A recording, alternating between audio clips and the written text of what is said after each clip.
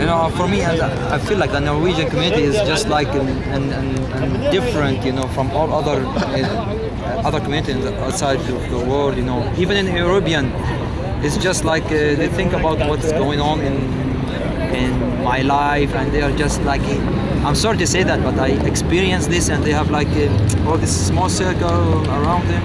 It's not all, but you know, in general, and all. If you go through the rules here, through anything, if you want to make an appointment with a doctor, you have to go a lot of throughs, you know, waiting. You know, this is difficult. You have to do this, and it's just like simple things. Even in our third world, that they call it third world, no, you can do it in 5 minutes, and they can't believe this. If you want to fix something in your house, you have to wait 2 months for it. What the fuck? You know, you can do it in 5 minutes. They're so dependent on in my poor country, you can do it immediately, but here, you know, you have to be, I don't know, just people are not, I don't know, not open-minded enough, let's say, about things and others that going on. And by the way, they have most you know, outlanding people here that they must know about them. I mean, why there are people here? Maybe they hate them, maybe they like them, but you have to ask yourself why these people here. Maybe there's something wrong going in their country. You have to know about this. And you know, it's strange that people. How many come and talk to you and ask? Very few. Just you know, people that they. Try one day. Some people that they are, you know, been in Gaza or been in Palestine, and they, you know, this wall that they break. And yeah, there's a lot of them in Norway, especially the elders, like the 60 years old, the women. They used to be in the peace movements in Norway. Yeah, a lot of them like this, but you know, many people they just like, I'm scared to look at them, you know. Yeah. They even you know why this is like a thing of their culture and their past? Because they have always been isolated throughout the ages. When they were scattered, there were people living on each top of a mountain, you know, and standing on one top and say, hello, no one's there. And when they start to see some people and they start to get scared and they make wars and maybe this is why they're so afraid to say more than just a hello in the stairs. Maybe the weather is freezing and they are freezing the mind. Maybe I don't know. Also, I don't want to give I'm not hater, you know. I don't hate people. I don't hate Norwegian community, but it's just educate, don't hate. You know, to say hi, it's a good thing, you know. To ask what's going on, it's just sometimes it's nice. If you want to read this, you can read it. You can look at it. You can stand and you can read it without, you know, just. I want to read, but I don't want to stand. You know, my legs is going on by themselves. And some people, you know, it's strange to ask me what this flag means. Which country is this? But no, this makes me believe a lot of things. You know, one moment I can think about. I mean, they don't hear about. They don't read history. I mean, they watch a lot of TV or what's going on. You know. And they have freedom. Yeah, and sometimes I feel I feel I'm lucky. At least I don't have any place to go, but I have my mind. And this is what.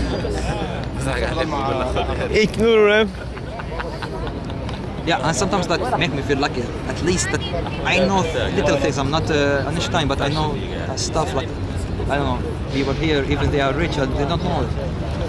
Yeah, knowledge means money sometimes, you know? Worth them, more than money.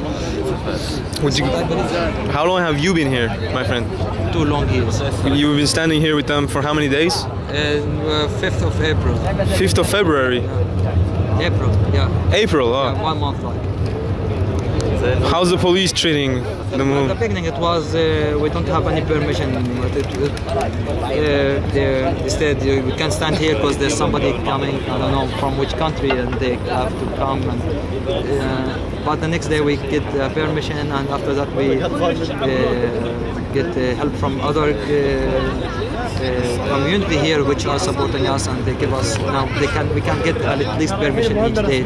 I don't know for how long, but we can have some permissions to stand and say whatever we want. There are few people right now, but there's many people that they are scared from government, is scared from rules. We are coming from areas that you always scared, you always been watched, you always feel like there is somebody gonna hurt you if you did something, if you fight for your rights. You've been you will be arrested. You will be, this kind of things that they plant on your head in this kind of country, that it's mind control and stuff. And it's you can see it here clearly. You can feel it by yourself here, even if you don't feel it in this country, in your country. But after you try to talk, it's nice. But we try to convince some people to come here, and we work on it, and we will get some people soon, I hope. What about speaking to politicians coming in and out of work? Have you tried saying hello to them? Politician from where? Remember us when you go to work. Tell them that. Yeah, from here, you mean? Yeah, right outside there. I don't know. These are the decision makers, the politicians. I know, but they never came out. It's a few people that They come in from underground. They have these maybe they tunnels. from the television or I know. But we just one of them, they come here. I don't know what they speak with the people that they organize this demonstration, and they speak with them, and we always promising, always things. We're gonna help you, and we're gonna do a lot of stuff, but we don't see anything. Yeah. We know that This is a fact. In these 2 years in Norway, we knew a lot of things, that how things going on here. You meet people with a smile, and you think that everything is okay, and they say everything is okay, but actually nothing will happen. If you miss appointment, you are from Palestine, for example. If you miss appointment, they were gonna give you a class of how to respect time, and how time is very important in this country. We are very modern world, let's say, or we have civilized people, and we respect time. We have to respect appointments. But if you want appointment from him, you have to meet. If I say to him, I want to meet you at 3 o'clock, and he came at 5, you say, onshore, just I've been busy. Okay, so what's going on? And it's okay for him, because, but you can't say anything for now. How can you actually make any appointment in Gaza when there's no jobs, or what do you do in an ordinary day in Gaza? I'm from West Bank, and I've never been in Gaza in my life. Imagine, I'm saying, the same country. It's just like you're going from here to Trondheim, for example. You never heard about Trondheim. It's like this, and for me, it's forbidden to go in Gaza. I never go in Gaza in my life. It's Gaza and West Bank. It's a different kind of war, let's say. It's war on both sides, but it's different how things going on there and how things going on in the West Bank. We had before, it's just the ordinary kind of wars, like guns and bombs, and you had civil war yes, between West and we have this Gaza. Kind of civil war, and now we have much more in West Bank. We have like a psychological war, let's say, in West Bank. It's just like you feel like you are watched from both government, from Palestinian, from Israeli, and this is much more worse than you feel like you are naked in your home, and you feel like somebody is watching you.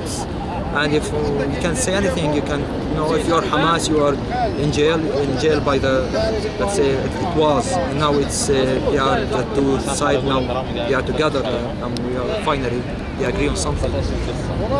How many Israelis have you seen crossing the border to come out and demonstrate with the Palestinian people? Israeli people, where you mean? Like activists from Israel fighting for the liberation and against the occupation. In Palestine? And the indoctrination and all the conviction they make. Where in Palestine you mean? To fool the people to think that the state of Israel is a legitimate concept, and that they're really that the Jewish people are the ones that are the victims of this Middle East conflict. They know this. They know the seduction of the government, and I've seen on YouTube some clips. Some of them are actually being shot fighting coming in demonstrating on the same side at the border of your side, and one of the man was shot with a rubber bullet. He was from Israel. And I've also seen like rubber bullet. We don't have rubber bullet, by the way. Israeli soldiers shot an Israeli protester among Palestinian demonstrators. Okay. You get me? So okay. Yeah, we have in Palestine. We have this. We have some Israeli. We have from other world, European and people that they came to support the Palestinian case and they want to know about what's going on there. And many of them they visit Palestine one time and they come back again and again after they see in their eyes what the truth of what's going on. And yes, we have many people are sacrifice themselves for that, even they are not Palestinian. And they sacrifice. Many people are they killed. They've been shot like a Palestinian. Yeah. We have some heroes, from other. Not supposed to be Palestinian. You are fighting for a case. It's not supposed to be Palestinian. It seems that more people are starting to fight for the Palestinian side, but at any time of given, like the 40, 50 past years, we had so much increase of non-profitable organizations and peace movements. There's like 1 million peace movements, and nothing is really changing. It's always getting worse. Every day you wake up now is the worst day in the history of humankind. Yes, many people know what's going on, but they don't get the benefits of this on the real world, on Palestine. Even if people know, so what? We are Israeli here. They have the power, and we have like now 10 spots that they call Palestine. What's the use for if it doesn't the whole the big government of the other world doesn't act about this.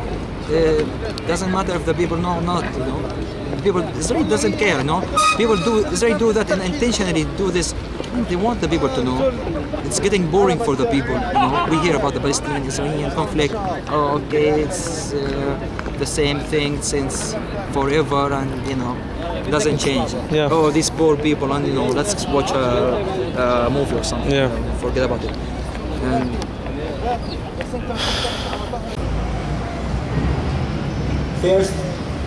First, thank you for everyone contribute and the people they arrange Ship to Gaza. When we talk about Ship to Gaza, we first remember the Freedom Flotilla last year, 31 May 2010.